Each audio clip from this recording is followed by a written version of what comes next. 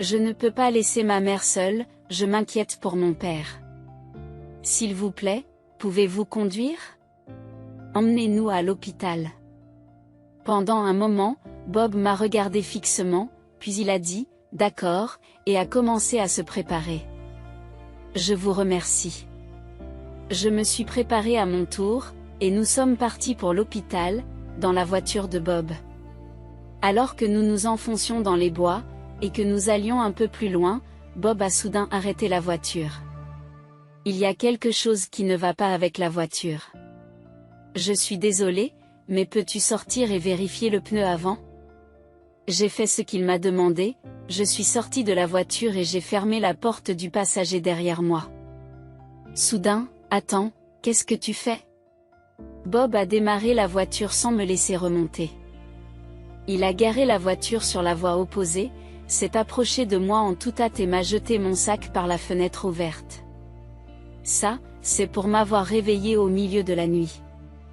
Bob a souri en disant cela, puis il a démarré, disparaissant de la vue en un rien de temps. 2 heures plus tard, je suis arrivée à l'hôpital pour trouver un Bob gravement blessé. Je m'appelle Catherine Thompson, 24 ans. Femme au foyer. Après avoir obtenu mon diplôme universitaire, j'ai rejoint une grande entreprise, mais j'ai démissionné après avoir épousé un senior que j'ai rencontré là-bas, Bob. Bob était beau, intelligent, un athlète complet et l'homme rêvé de toutes les filles. Je suis tombée amoureuse de Bob dès que je l'ai vu au cours d'une session de formation qu'il dirigeait peu après mon entrée dans l'entreprise. Comme d'autres collègues féminines, je me disais que ce ne serait pas génial d'être sa petite amie. À l'époque, mes sentiments ressemblaient davantage à l'adoration d'un fan pour une célébrité. Le simple fait d'apercevoir Bob au bureau ou d'être affecté à une tâche qui me permettrait d'interagir avec lui était excitant.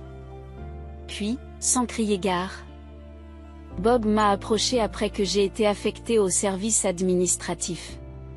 C'était lié au travail, mais j'étais ravie qu'il se souvienne de mon nom et qu'il ait demandé Catherine en particulier.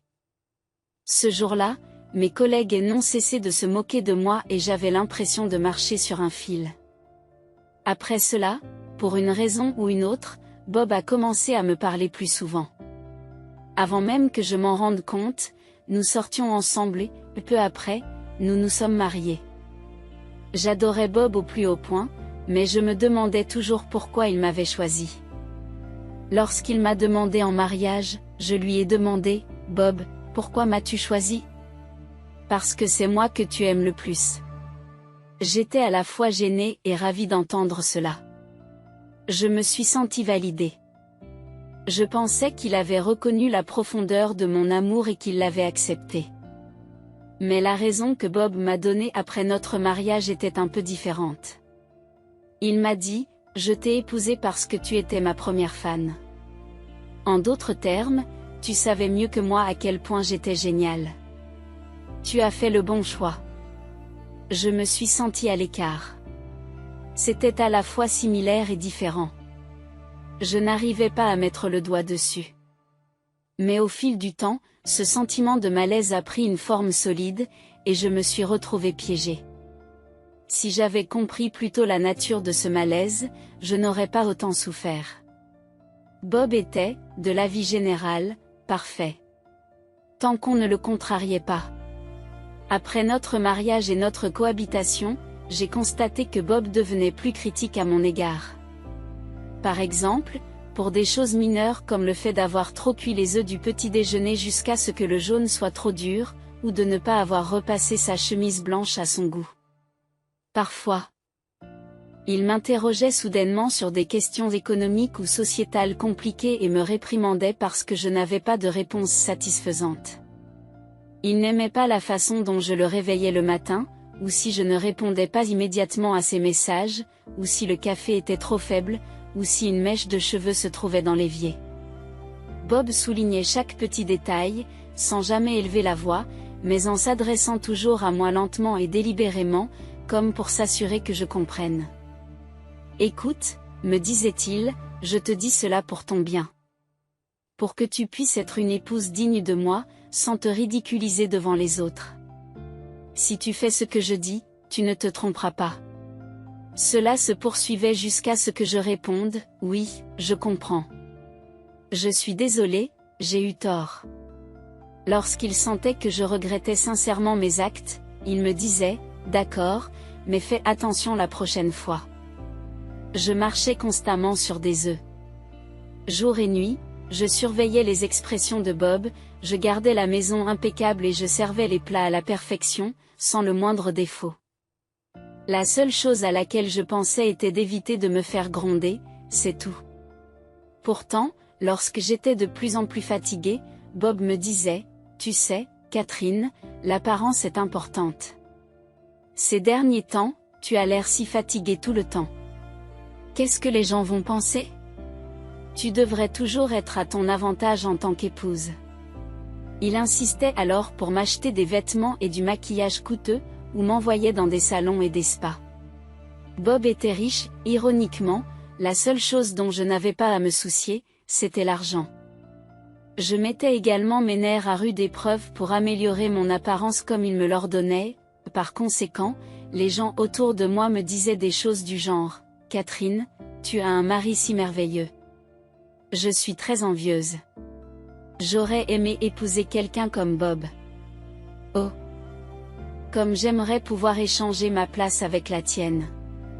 J'aurais probablement dit la même chose si j'avais vu les choses de leur point de vue.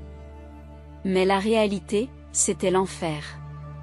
Si c'était possible, j'aurais aimé que quelqu'un change de place avec moi. Suivant désespérément les ordres de Bob, 2 années se sont écoulées avant que je ne m'en rende compte. Sous ma façade souriante, je me perdais peu à peu. C'est alors qu'un incident s'est produit. Tard dans la nuit, mon smartphone a sonné, me tirant de mon monde de rêve momentané pour me ramener à la réalité. J'ai rapidement saisi mon téléphone pour prendre des nouvelles de Bob, qui dormait à côté de moi. Il semblait s'être réveillé et s'était retourné dans son lit, l'air agacé. « C'est ma mère qui m'appelle. »« Bonjour, qu'est-ce qui se passe ?» J'ai répondu. « Oh, Catherine, ton père. » Maman appelait de l'hôpital. Mon père avait eu une crise cardiaque et était en train de se faire opérer. « Qu'est-ce qu'il y a ? Papa ?» J'entendais ma mère pleurer à l'autre bout du fil. « Ok, j'ai compris, j'arrive. » J'ai raccroché et je me suis tournée vers Bob. « Qu'est-ce qui se passe à cette heure-ci ? » L'horloge affichait plus d'1 heure du matin. « Je suis désolée, mais... » J'ai expliqué la situation à Bob. « Je dois aller à l'hôpital.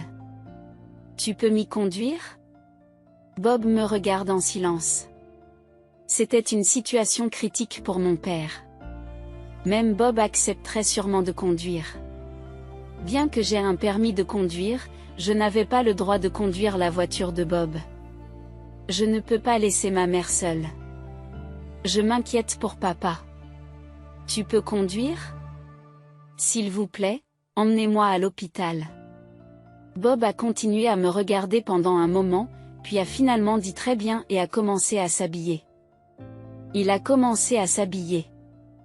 Je me suis rapidement préparée et nous sommes partis pour l'hôpital dans la voiture de Bob. L'hôpital était situé à une distance de 7 à 8 miles. Et il fallait environ 10 à 15 minutes en voiture. La route principale mène directement à l'hôpital. Cependant, Bob a fait un détour par une route secondaire. C'est le milieu de la nuit. Ce chemin est plus rapide. J'étais reconnaissante à Bob d'essayer de m'emmener le plus vite possible. Même s'il est toujours dur, il se soucie vraiment de moi. C'est ce que je croyais. Après avoir emprunté la route secondaire pendant un certain temps, nous sommes entrés dans une zone forestière. Je me souviens qu'il m'avait dit que cette route était plus pittoresque lors de nos trajets en voiture. Soudain, Bob a arrêté la voiture. La voiture semble avoir des problèmes. Peux-tu vérifier le pneu avant pour moi ? Je suis sortie à sa demande et j'ai fermé la portière du passager. Mais alors, qu'est-ce qui s'est passé ? Bob a démarré la voiture sans moi. La voiture a avancé sur une courte distance, puis a fait marche arrière, s'est retournée et est revenue à l'endroit où je me tenais, l'air abasourdi. J'ai une présentation importante demain. Et voilà qu'on me réveille à cette heure indue. Bob s'est garé sur la voie opposée, s'est précipité vers moi et m'a jeté mon sac par la fenêtre ouverte. C'est ta punition pour m'avoir réveillé au milieu de la nuit. Bob a ricané d'une manière effrayante en disant cela. Il est ensuite parti dans la direction initiale, en un clin d'œil, il a disparu de la circulation. Normalement, on se sentirait désemparé et on pleurerait même dans une telle situation, mais je me sentais soulagée. Dans la forêt noire, j'ai continué à marcher en direction de l'hôpital.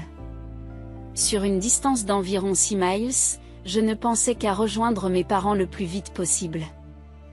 Je me moquais bien de la colère de Bob. Cela ne me dérangerait pas de ne plus jamais le revoir.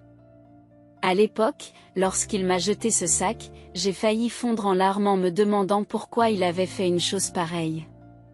Avais-je encore fait une bêtise? Avais-je contrarié Bob? Je devais m'excuser rapidement. Mais je ne voyais pas de quoi m'excuser. Qu'est-ce que j'avais bien pu faire? Cependant, dans ma confusion, Bob m'a donné la réponse.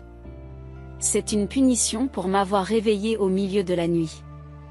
Si j'avais réveillé Bob pour une raison insignifiante, c'était ma faute.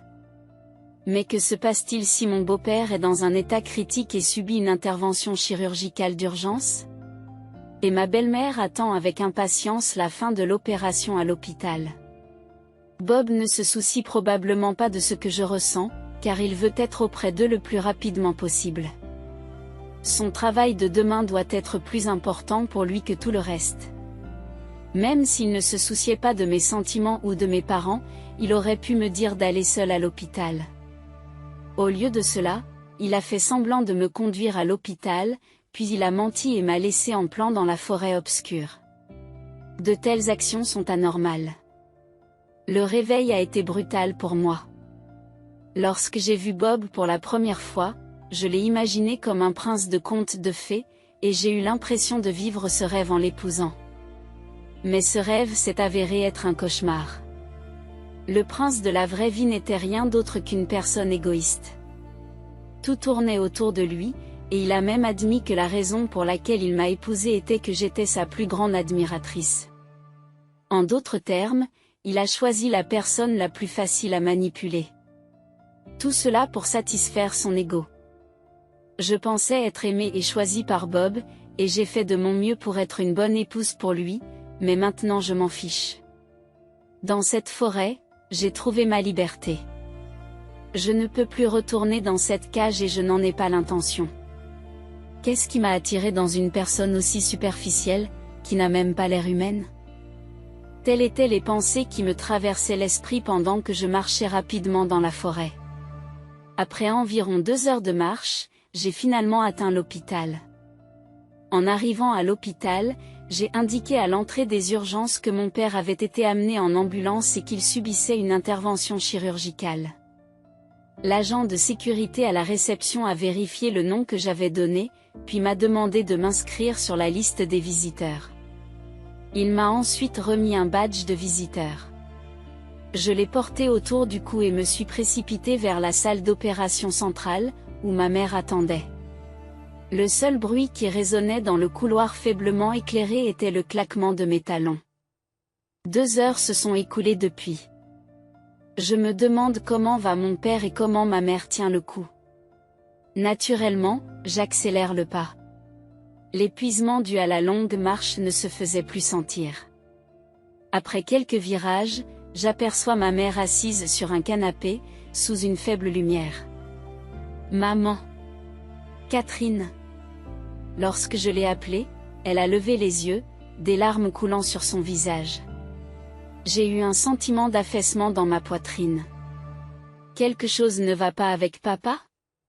Je me suis assise à côté d'elle sur le canapé et elle m'a dit, « Non, non, je me suis juste sentie soulagée en voyant ton visage. Ton père est toujours en chirurgie. Tu m'as fait peur. » J'ai senti un afflux de sang dans mon cœur et toutes mes forces se sont envolées. Après avoir attendu un peu plus longtemps, les lumières de la salle d'opération se sont enfin éteintes. Le chirurgien nous a informé que l'opération avait réussi. Il faudrait un certain temps pour que son état se stabilise, mais pour l'instant, le danger était passé. Ma mère et moi avons versé des larmes de soulagement. Mon père a été transporté en salle de soins intensifs sur une civière. Il dort encore, mais j'ai été vraiment soulagée de voir son visage se reposer paisiblement. Avec ma mère, nous avons suivi l'unité de soins intensifs et veillé sur lui pendant qu'il était transféré dans son lit. Maintenant, nous ne pouvons plus rien faire. Nous attendons que papa se réveille et se rétablisse. Je dois m'assurer que maman se repose. Les 2 heures qui ont précédé mon arrivée ont dû être très pénibles pour elle. En y pensant, je me suis mis en colère contre Bob. J'ai emmené maman au distributeur et je lui ai acheté un thé chaud. Tiens, bois ça pour te calmer. Je te remercie. Ma mère a ouvert une boîte de café et en a bu une gorgée, semblant enfin se calmer. En la voyant se détendre, je me suis sentie mieux moi aussi. Alors que nous étions assis dans l'espace café avant l'aube, une infirmière s'est approchée de nous. « Excusez-moi, êtes-vous Catherine Thompson, épouse de Bob Thompson ?»« Ah, oui. »« Oh, oui, c'est bien moi. » L'infirmière avait vu le nom que j'avais rempli le matin et se demandait si c'était bien moi. La nuit dernière, vers 2 heures du matin, votre mari a été amené en ambulance. Qu'est-ce que c'est ? Nous avons essayé de contacter le numéro que votre mari nous a donné à plusieurs reprises, mais nous n'avons pas pu vous joindre. Je me suis empressée de sortir mon téléphone de mon sac. En montant dans la voiture, je l'avais mis en sourdine, pensant que j'arriverais bientôt à l'hôpital. Je me souvenais l'avoir réglé ainsi, ne voulant pas perdre de temps à ajuster les paramètres une fois arrivé à l'hôpital. J'ai vu plusieurs appels manqués d'un numéro inconnu, qui s'est avéré être celui de l'hôpital. Bob a dû penser que je n'irais pas à l'hôpital et que je le suivrais jusqu'à la maison. Il a donc fourni notre numéro de téléphone fixe et mon numéro de portable. Il n'avait probablement pas imaginé que, laissé seul dans les bois au milieu de la nuit, je marcherais plus de 6 miles jusqu'à l'hôpital. J'ai expliqué que mon père était également soigné ici. Je me suis excusée d'avoir manqué les appels et je me suis enquis de l'état de Bob. Apparemment, après m'avoir laissé derrière lui, Bob a eu un accident sur le chemin du retour. Il est vivant, mais ses 2 jambes sont cassées et il doit être opéré. C'est pour cela qu'ils ont essayé de me joindre. J'ai demandé à ma mère d'attendre pendant que j'allais voir Bob. C'est quelque chose d'avoir son mari et son père ici en même temps. L'infirmière m'a dit cela d'un air compatissant, mais je n'ai eu que de la peine pour mon père. Je me fiche éperdument de ce qui arrive à Bob. Bien sûr, je n'ai pas l'intention de m'occuper de lui. Cependant, il n'est pas nécessaire de dire de telles choses à quelqu'un qui ne connaît pas la situation, alors j'ai juste souri vaguement. Par chance, Bob se faisait opérer dans la salle d'opération voisine de celle de mon père, et il était dans une chambre privée près de l'unité de soins intensifs. À l'entrée de la chambre, une plaque portait le nom de Monsieur Bob Thompson. C'est la meilleure chambre privée, et apparemment, c'était la demande de Bob. Je suis entrée dans la chambre avec l'infirmière qui m'avait montré le chemin. Bob était suspendu, les 2 jambes immobilisées, l'air tout à fait pitoyable.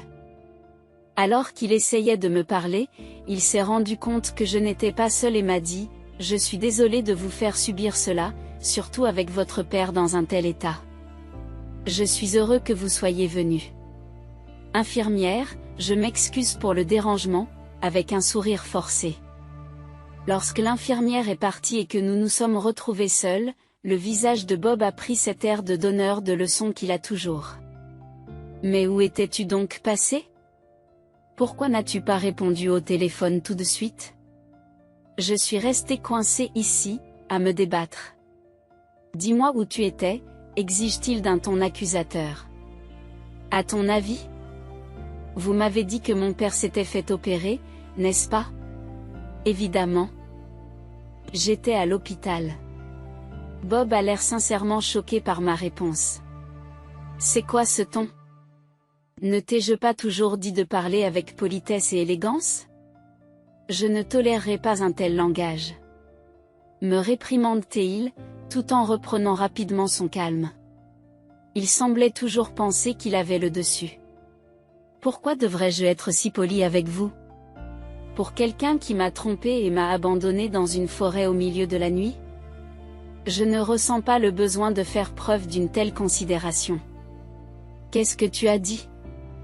Bob m'a lancé un regard noir en disant, « C'est comme ça que tu t'adresses à ton maître, d'une voix calme mais contenue et pleine de colère? » Maître, je vois. Il s'est toujours considéré ainsi. Son attitude n'était pas celle d'un mari envers sa femme, mais celle d'un maître envers son serviteur. Mais je ne suis plus une servante, je me suis reconquise dans cette forêt. J'ai rétorqué avec assurance. Je n'ai pas de maître. Je suis une personne libre. Voyant ma position ferme, le visage de Bob se contorsionna sous l'effet d'une colère visible. C'est ce que devrait dire quelqu'un dont on s'est occupé? Eh bien, c'est ce que devrait dire quelqu'un dont on s'est occupé? Qu'est-ce que c'est? Ah! Peut-être choqué par mes paroles, Bob a sursauté, provoquant une douleur dans ses jambes immobilisées et poussant un cri de douleur. Je regardais froidement Bob, les jambes figées, incapable de faire quoi que ce soit, le visage tordu par la douleur et trempé de sueur. Je suppose que tu as eu ce que tu voulais? Dis-je, un gloussement suivant naturellement mes paroles. J'ai ri, et Bob a pleuré. Les rôles s'étaient inversés. Cette pensée me fit rire encore plus fort. Qu'y a-t-il de si drôle? C'est de ta faute si je suis dans ce pétrin. Tu ne te sens pas coupable? Demande Bob en pleurant, mais toujours avec défi. Ma faute? Non, je pense que c'est quelqu'un qui a laissé sa femme dans une forêt et qui s'est dépêché de rentrer chez lui. C'est bien fait, répliquai-je. Bob m'a regardé avec incrédulité. Il semblait y avoir un mélange de choc et de peur dans ses yeux. Sa femme, qui avait toujours été obéissante et le regardait avec admiration, l'affrontait maintenant avec des mots et des regards froids, comme si elle était une étrangère. Il avait l'air troublé, ses yeux tournaient autour de lui. J'ai réalisé qu'il n'était qu'un petit homme insignifiant. J'ai eu honte d'avoir craint cet homme et d'avoir agi avec tant de soumission pendant si longtemps. Nous devrions rompre. J'ai parlé fermement. Je ne vois plus l'intérêt d'être marié avec toi. J'attendrai que tu sortes de l'hôpital, alors prépare-toi en attendant. Je vais emballer nos affaires à la maison. Ne sois pas ridicule. Je ne te quitterai jamais. Tu te rends compte du temps et des efforts que j'ai consacrés à cette relation? Bob grimace de douleur en bougeant. Il devint silencieux, les larmes déformant son visage. As-tu quelque chose d'autre à dire? Si oui, c'est le moment. Qu'est-ce que ce sera? Malgré mes paroles, Bob continue de pleurer, incapable de répondre. Rien, alors? Bon, je dois aller m'occuper de mon père. Prends soin de toi et au revoir. Je quittai la pièce, laissant Bob gémir de douleur. Mon père s'est réveillé plus tard dans la journée. Tenant la main de ma mère, des larmes de joie coulaient sur nos visages. Bien qu'il faille du temps pour qu'il sorte de l'unité de soins intensifs et puisse se déplacer, c'était un soulagement de savoir qu'il était stable.